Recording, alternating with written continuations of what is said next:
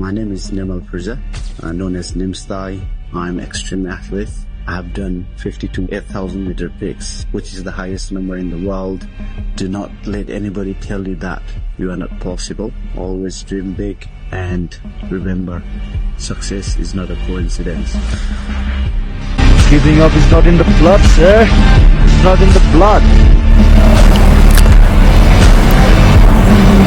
Giving up is not in blood sir. हिम्मत हार जाना मेरे खून में नहीं है सर।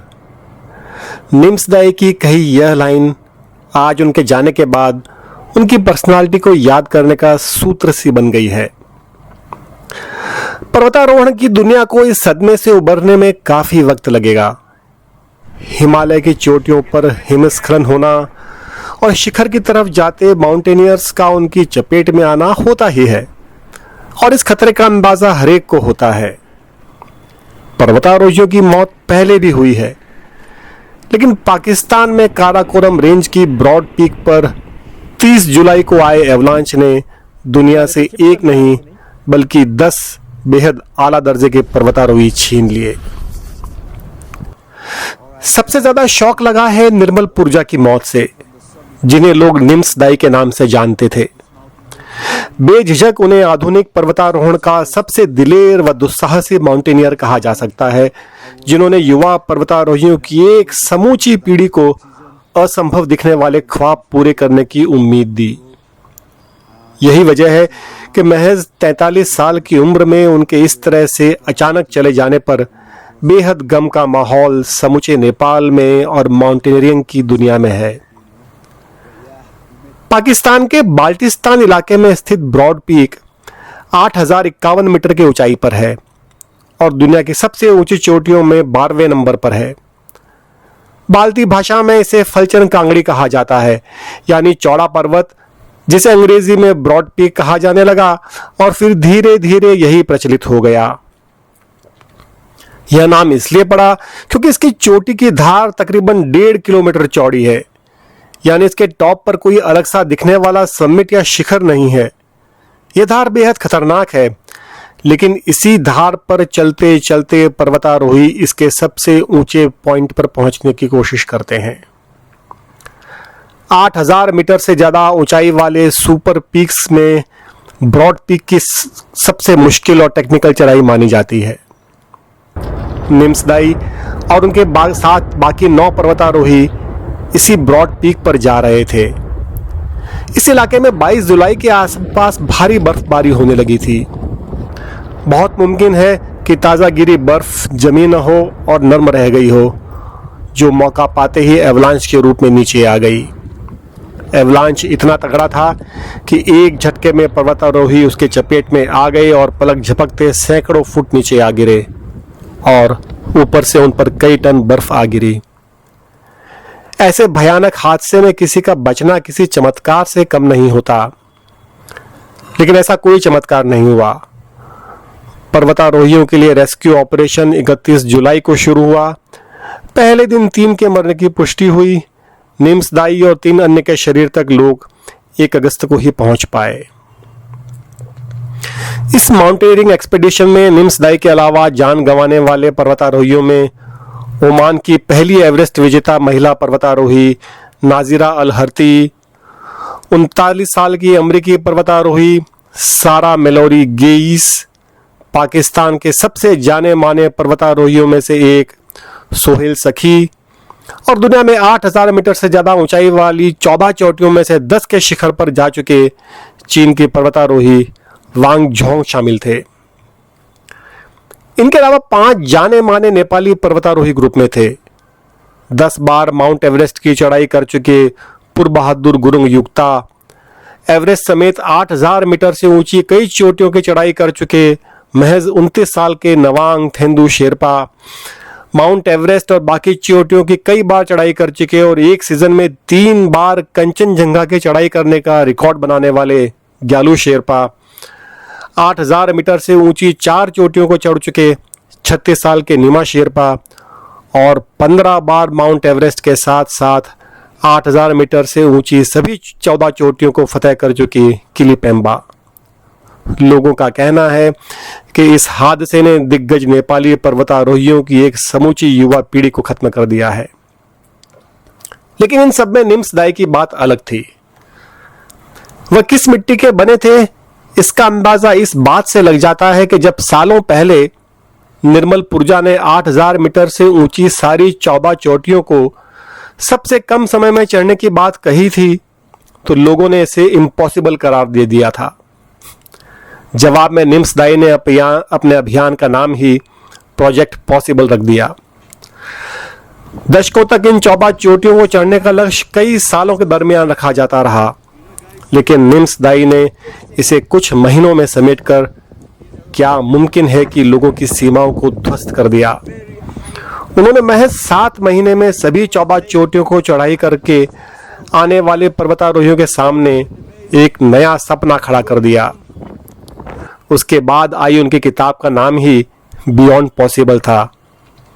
इसी उपलब्धि पर साल 2021 में नेटफ्लिक्स की एक डॉक्यूमेंट्री बनी थी, 14 पिक्स नथिंग इज इम्पॉसिबल।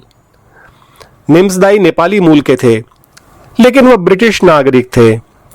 वह ब्रिटेन की ब्रिगेड ऑफ गुरखा का हिस्सा थे और फिर वह ब्रिटेन की रॉयल नेवी की खास स्पेशल बोट सर्विस में शामिल हो गए थे।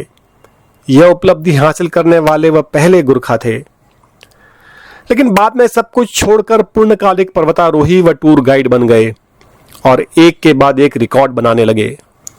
उनके कई रिकॉर्ड टूटे भी, लेकिन उन्होंने आम युवा पर्वतारोहियों में असंभव को संभव बनाने का सपना दिखा दिया।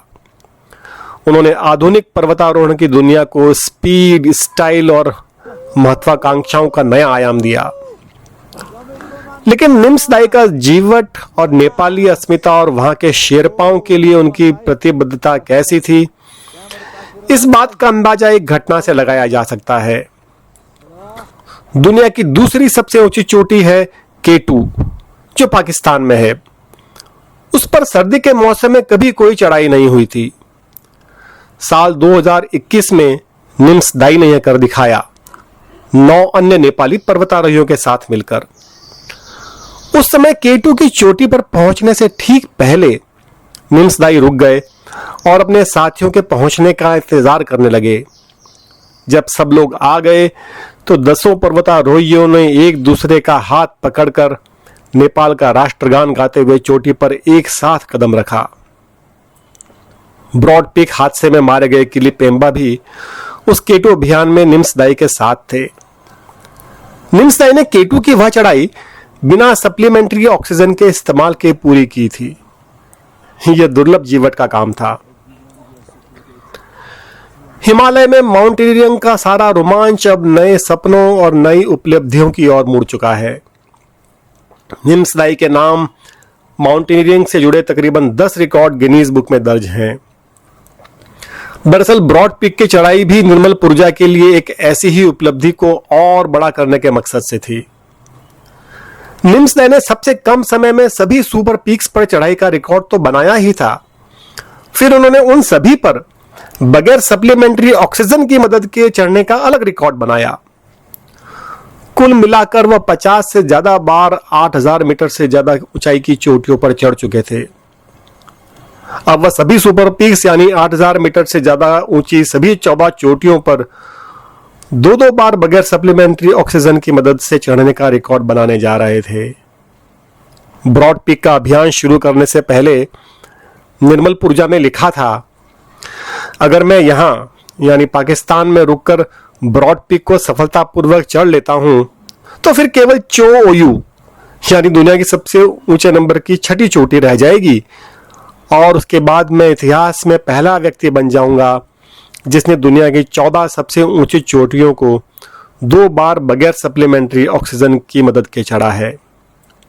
लेकिन ब्रॉड पीक के एवलांच ने वह सपना अधूरा छोड़ दिया।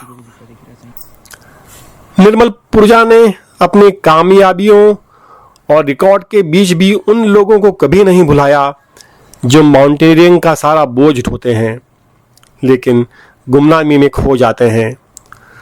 वह पोर्टर और सपोर्ट स्टाफ की हिम्मत व ताकत को हमेशा सलाम करते रहे। और उनकी बेहतरी और उन्हें उनका वाजिब हक व सम्मान दिलाने के लिए हमेशा काम करते रहे, जिनके बिना कोई माउंटेनियरिंग एक्सपीडिशन पूरा नहीं होता। नेपाल के खुम्बू इलाके में एवरेस्ट बेस कैंप के रास्ते में लोबुशे का पोर्टर हाउस उनके इसी सम्मान का प्रतीक है। निर्मल इस बात को लेकर बहुत सजग रहे कि आधुनिक कमर्शियल हाई एल्टीट्यूड अभियानों की चमक में नेपाल के पर्वतारोहियों का कौशल, हिम्मत और सम्मान कहीं खो न जाए, क्योंकि उनकी नजर में वे कोई सपोर्ट स्टाफ नहीं बल्कि अपने आप में हीरो हैं। उनका निम्स दाई फाउंडेशन, उनकी company elite expeditions, sky dive Nims dai और निम्स दाई स्टोर सब उसी पहचान का हिस्सा थे। लेकिन ब्रॉड पीक का यह हादसा अपने पीछे कई सवाल भी छोड़ गया है। क्या यह जोखिम वाकई मूल्य निर्णायक था, जब उस इलाके में कुछ ही दिन पहले भीषण बर्फबारी हो चुकी थी? कुछ लोग रेस्क्यू अभियान शुरू करने में लगे हादसे के बाद 24 घंटे के वक्त पर भी सवाल उठा रहे हैं कि आखिर ये देरी क्यों हुई, क्यों स्थानीय प्रशासन को देर से आगाह किया गया और क्यों नहीं बेस कैंप में मौजूद टीम पर्वतारोहियों के मूवमेंट पर लगातार निगरानी कर रही थी। इस तरह के हादसे में कई सवाल उठना लाजमी भी है, लेकिन यह तय है कि निम्स दाई और बाकी पर्वतारोही वह करते हुए दुनिया को अलविदा कह गए जो वह सबसे ज्यादा पसंद करते थे और जो उनके लिए जिंदगी का जुनून था। इसी जुनून के लिए निम्स दाई को हमेशा याद किया जाता रहेगा।